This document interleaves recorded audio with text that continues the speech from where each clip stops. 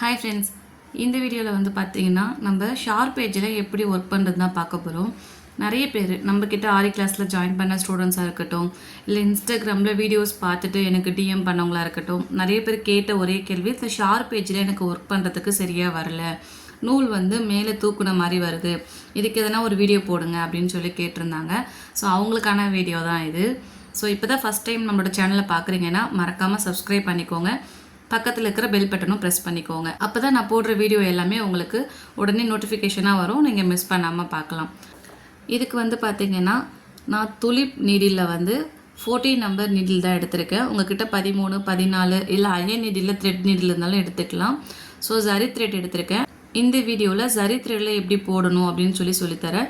Next வீடியோவில் silk த்ரெட்டில் போடுறத பற்றி பார்க்கலாம். ஸோ இந்த மாதிரி நாட் போட்டு எடுத்துக்கிறேன்.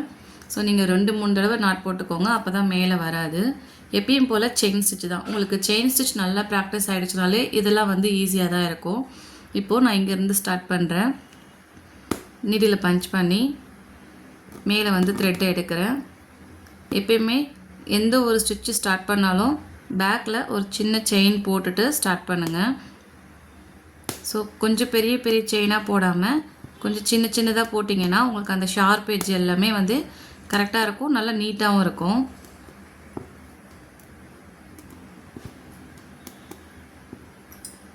இப்போது நீடிலோட டைரக்ஷன் நம்ம மாற்றணும். ஏன்னா நம்மளோட இமேஜ் வந்து பார்த்திங்கன்னா இந்த டைரக்ஷனில் இருக்குது, ரைட் சைடில் இருக்குது. ஸோ இதை பார்த்து நம்ம ஒர்க் பண்ணணும். இந்த இடத்துல வந்து நீங்கள் அப்படியே வந்து ஒர்க் பண்ணக்கூடாது, அதாவது செயின் இப்படியே போட்டுறக்கூடாது. இப்படி போட்டிங்கன்னா உங்களுக்கு நூல் வந்து மேலே தூக்குன மாதிரி தான் இருக்கும். பார்க்கும்போது கரெக்டாக இருக்கும், ஆனால் போக போக என்ன ஆகும்னா இந்த ஷார்ப் எட்ஜ் இருக்குது இல்லைங்களா, இது வந்து மேலே எலும்பி வந்துடும். ஸோ இதை வந்து இந்த மாதிரி போடக்கூடாது. இப்போது இங்கே ஒரு செயின் போட்டுட்டு நம்ம என்ன டைரக்ஷனில் திரும்ப போகிறோமோ அதுக்கு ஆப்போசிட்டில் ஒரு சின்ன செயின் போட்டுட்டு நீங்கள் டர்ன் பண்ணிங்கன்னா உங்களுக்கு அந்த ஷார்ப் எட்ஜ் வந்து கரெக்டாக இருக்கும். வீடியோவை ஸ்கிப் பண்ணாமல் பாருங்கள், அப்போ தான் புரியும். இப்போ வந்து டைரக்ஷன் மாறுது. இப்போ நம்ம என்ன டைரக்ஷனில் ஒர்க் பண்ண போகிறோமோ அதுக்கு ஆப்போசிட்டில் ஒரு சின்ன செயின் போட்டுட்டு நான் என்ன செய்கிறேன் அப்படின்னா திரும்ப அதே டைரக்ஷனுக்கு கொண்டு வந்து செயின் போடுறேன்.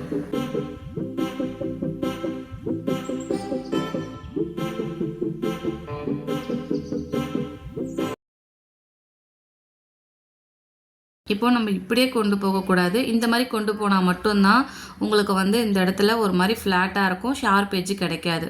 இப்போது இந்த மாதிரி நம்ம அப்படியே டைரக்ஷன், அதாவது ஆப்போசிட்டில் ஒரு சின்ன செயின் போடாமல் நீங்கள் அப்படியே டைரக்ஷனை கொண்டு போனீங்கன்னா என்ன ஆகும்னா இந்த மாதிரி நூல் வந்து உங்களுக்கு தூக்கிட்டு தான் வரும்.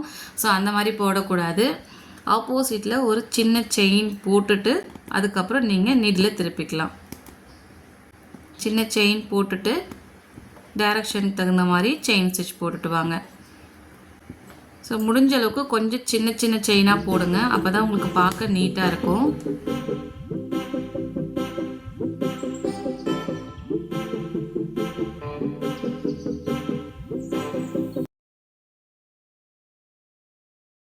அதே மாதிரி நீங்கள் ட்ராப் பண்ணியிருக்கீங்கன்னா அந்த லைனாக இருக்கட்டும் இல்லை ஒரு படமாக இருக்கட்டும், எதுவாக இருந்தாலும் நீங்கள் எப்படி ட்ராப் பண்ணியிருக்கீங்களோ அதுக்கு மேலே தான் நீடில் வந்து நீங்கள் இன்சர்ட் பண்ணணும், அதாவது செயின் ஸ்டிச் போட்டுகிட்டே வரணும். எங்களோட ஸ்டூடெண்ட்ஸுமே ஒரு சில பேர் வந்து லைனை விட்டு வெளியே வருவாங்க, இல்லைனா அந்த இமேஜே வந்து அந்த ஷேப்பே மாறி இருக்கும். அந்த மாதிரி அந்த இமேஜுக்கு மேலேயே செயின் ஸ்டிச் போடாமல் தள்ளி போட்டிருப்பாங்க. அப்போ என்ன ஆகும்னா அந்த இமேஜ் வந்து நம்ம கரெக்டாக ட்ரேஸ் எடுத்த மாதிரி இருக்காது, உங்களுக்கு நல்லா நீட்டாகவும் இருக்காது. நீங்கள் என்ன இமேஜ் ட்ராப் பண்ணி ஆரி ஒர்க் போட பார்த்தீங்களோ அது வந்து உங்களுக்கு பர்ஃபெக்டாக வராது, ஷேப்பு வந்து மாறிடும். ஸோ முடிஞ்ச அளவுக்கு நீங்கள் லைன் போட்டிருக்கீங்க, என்ன வரைஞ்சிருக்கீங்களோ அதுக்கு மேலேயே செயின் ஸ்டிச்சை போட்டுகிட்டே வரணும்.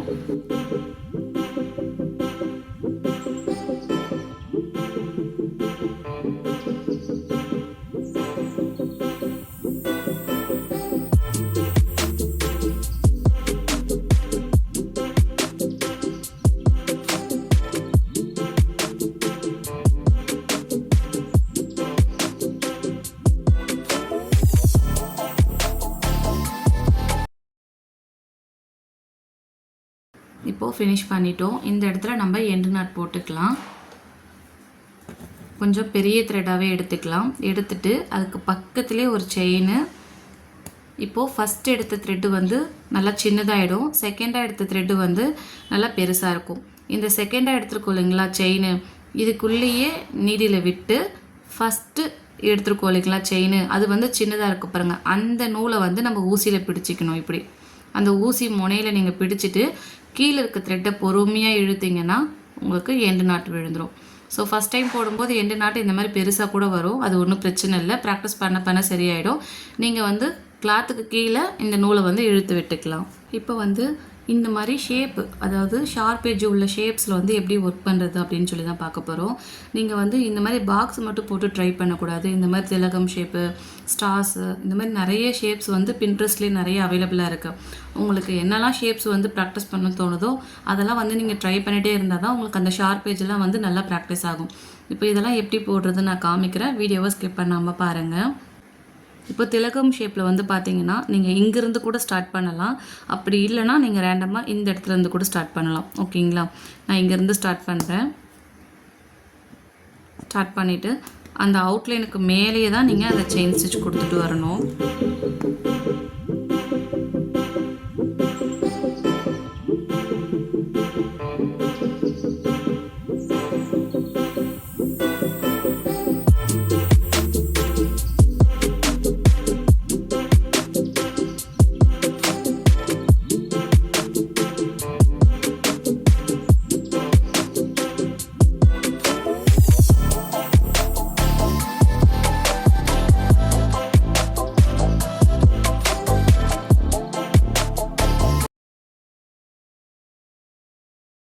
இப்போது நம்ம இந்த ஷார்ப் எட்ஜ் வந்துட்டோம், இதுக்கு மேல் பக்கமாக ஒரு செயின் போட்டுட்டு அப்படியே டர்ன் பண்ணணும். அப்போ தான் உங்களுக்கு அந்த திலகம் ஷேப்போட ஷார்ப் எட்ஜ் கரெக்டாக இருக்கும்.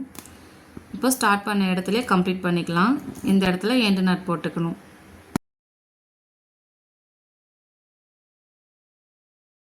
இப்போ இந்த டைமண்ட் ஷேப்பை எப்படி ஒர்க் பண்ணுறதுன்னு பார்க்கலாம்.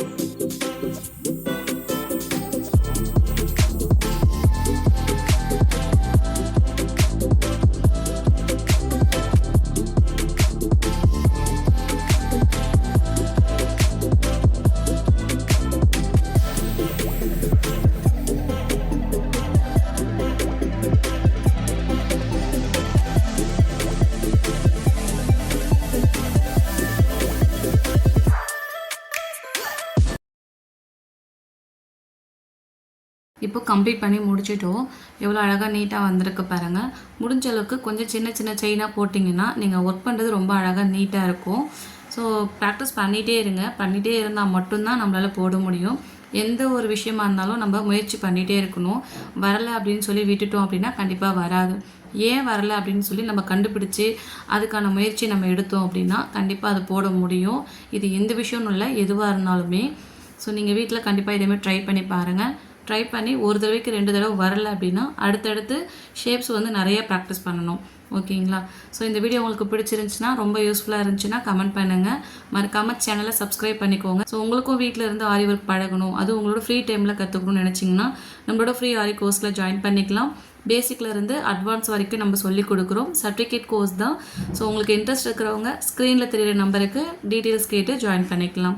உங்கள் ஃபேமிலி ஃப்ரெண்ட்ஸில் யாருன்னா ஆரி ஒர்க் கற்றுக்கிட்டு இருக்காங்க அப்படின்னா கண்டிப்பாக இந்த வீடியோ அவங்களுக்கு யூஸ்ஃபுல்லாக இருக்கும். வீடியோவை ஷேர் பண்ணுங்கள். தேங்க்யூ.